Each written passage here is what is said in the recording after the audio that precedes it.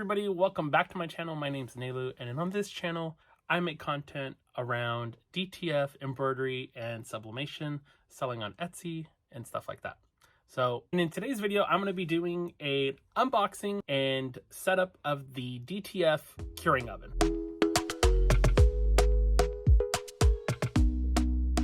You guys, I'm so excited. I almost freaking opened the box without even picking you up. I got so excited. But it's here! The oven is here. I'm so excited! I want to place you guys so you guys can watch me open this because this is so exciting.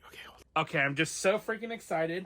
I wanted to open this with you guys because...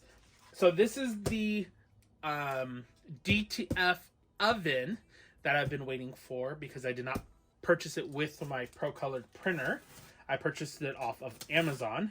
And from Amazon, it was $3.99, and from Pro Colored, it was $6.99. So quite a substantial savings, if you ask me. So let's open this puppy up. I was so nervous I wasn't going to get it since I didn't get the first one. Oh my gosh, I'm so excited. I'm so excited. Oh. You know, I didn't think about that. I hope I didn't open this upside down. I may have opened this upside down. Oh well. Okay, just be careful. I think this just lifts up. I told you guys I totally opened this upside down. Of course I did.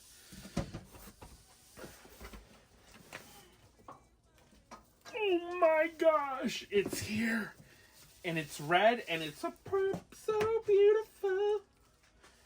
I'm not sure what this is.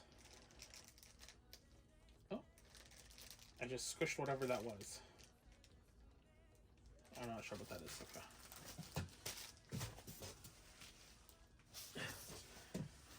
Okay, and there's no instructions or anything to go with it, so we are gonna have to just wing it and figure it out.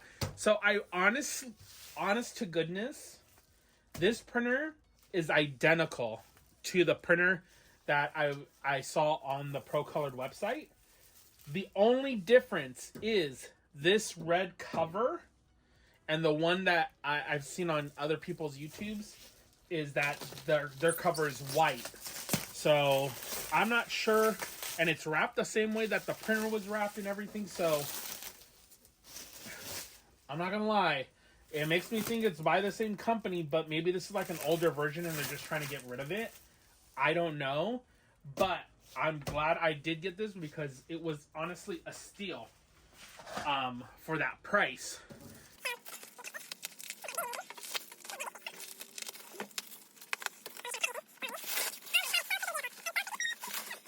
Okay, so one of the biggest reasons, and I hope, can you guys see this?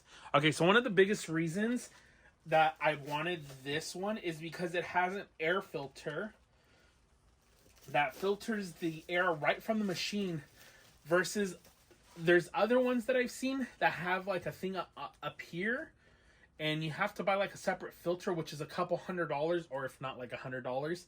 So that was one of the biggest reasons. And so now this is what the inside looks like. It looks like there's a handle. I just have to unscrew it and obviously put the handle on the outside because it's on the inside. Okay, so let's talk about what you actually get inside the box. You get your DTF curing oven, the power cable, and this little doodad that I have no idea what it is. But it says safe on it, so I'm assuming it's some type of safety mechanism. And that's what comes inside the box. Next, let's see this handle and install it the correct way and have it on the outside. Okay, and for this, you'll need a screwdriver. I'm hoping that this is the correct head for it. But I'm going to move this. And this goes all the way back. If you can see that, it's leaned all the way back. And this is the correct head, which I believe it's called a Phillips head. I mean, I worked for a hardware store for 10 years. You would think I would know stuff like this.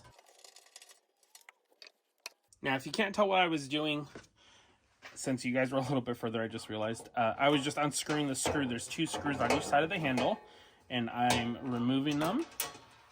There's one of the screws that fell out because I unscrewed it all the way. And then same with this one. All right. And here is your handle. It is plastic, it's black, and it comes with 2 screws. Now, to install the handle, you're just gonna, it looks like, flip this closed. And then we're gonna take one of the screws with the handle, your screwdriver, and here is the hole for the screw. You'll align the handle over the hole and then just screw it in. What I'm gonna do is I'm gonna put the screw through the handle and then screw this in. And the reason I'm doing that, let me show you, is because overhead, when you do that, you can see right where the hole is, so you can screw that in. So I'm not going to go super tight because I want to be able to still see where this side goes. And I'm just screwing it in until I feel enough pressure. I'm not trying to strip the screw, like put all your force into it. But when there's enough pressure on it, you'll feel it in your screwdriver. That's when I stopped. Okay, so this is what it looks like with the handle installed. This is what it will look like. The only thing I wish that it had is some type of stop or a bumper to hold the lid up instead of it falling all the way back. But that's really the only thing so far that I don't like about it. Not that I don't like about it, it's just it would be more convenient to have something that stops it from falling all the way back. Now, on the inside here, there was some tape, so I'm peeling this up, and it looks like that's all it is just some tape. Alrighty, let's do some measurements of the outside and the inside tray of the oven. Online on Amazon, the information wasn't very clear, and I was unsure of what the actual measurements would have been. So let's take a quick measurement. So the width of this heater on the outside is 24.5 inches. The length of it is 13 inches. And the height standing from the desktop is approximately 3 inches on the front and 3.5 inches on the back. Now, let's take a measurement of the actual inside of the oven. This will determine what size of DTF transfers you're going to be able to produce, because unfortunately this will only go so far. The width of this is 16.5 inches by 12 inches. So what is listed on Amazon is actually incorrect. The listing on Amazon shows or specifies that the internal drying limits are for the sheets are 18 inches by 24 inches. The downside to that is this listing would not work for you in that case. But the upside is, with my setup, is that my space is very limited anyways. So this size actually works out perfectly because I'm able to store this oven in a smaller space. So it takes up less room in my garage. Prior to plugging in your machine, you're going to want to verify what type of voltage you're going to be using at your house. So this is the button that you're going to be looking at. And for my garage, I'm set up for 110 volts. But if you are set up for 220 volts, you would just toggle over the switch to that setting. So since I'm at 110 in my garage, I'm going to switch that over, and then we're ready to plug in the machine. Okay, so the next thing we're going to need is the power cord. Now, the power cord has 2 sides. You have the female side, which is this end, and then the male side, which is this end. The male side is going to go into your power source, which is your plug, and then the female end is going to go into the back of the machine.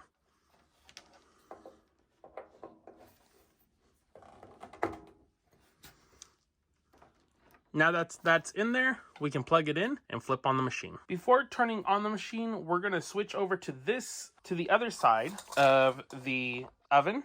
And this right here on the back side, which is the right side of the back side, is where the filter is. So I'm gonna move this blue tape.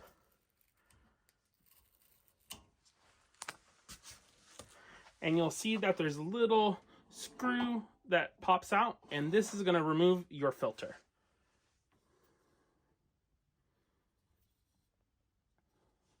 So the filter doesn't look like it needs to be unwrapped. So what we're going to do is just put this back in, and that's where it will live. Now that we made sure nothing needs to be removed off of the filter, we can go ahead and turn on the machine. Turning on the machine will show a light here. That's how you know there's power to the machine. Okay, next we're going to focus on the control panel on the DTF curing oven. The top, you're going to have your temperature settings. To set it, you'll hit set. Up and down will determine what temperature you're at. This is displaying in Celsius. There's an option for Fahrenheit, but mine is not able to change between the two. Once you get to your desired temperature of set, you'll hit set and the oven will heat up to that specified temperature. The next settings you have is your time settings. Here you'll display how many seconds you're set up for to run for the curing process. To adjust that, you're going to hit set, and you can toggle up and down with the buttons next to it. Once your desired settings for the time is set, you'll hit set again. Once that's done and you're ready to put your DTF transfer inside the curing oven, you'll place it inside the oven. You'll lift the lid, place it inside the oven, close it. Now you're going to hit your time start, and this will count down the timer. Once the time has allotted, an alarm will go off. To turn this alarm off, you'll hit the start again, and that will turn off the alarm and reset your time setting. At this point, you would want to remove your DTF transfer. When you're hitting the start, you'll notice or hear that the filter starts to run as well. So the filter only runs when you have started the timer to filtrate any fumes that are coming through from the DTF print. To power off your DTF oven, you'll reach into the back and flip the switch off. This will turn off your switch and will turn off your keypad as well.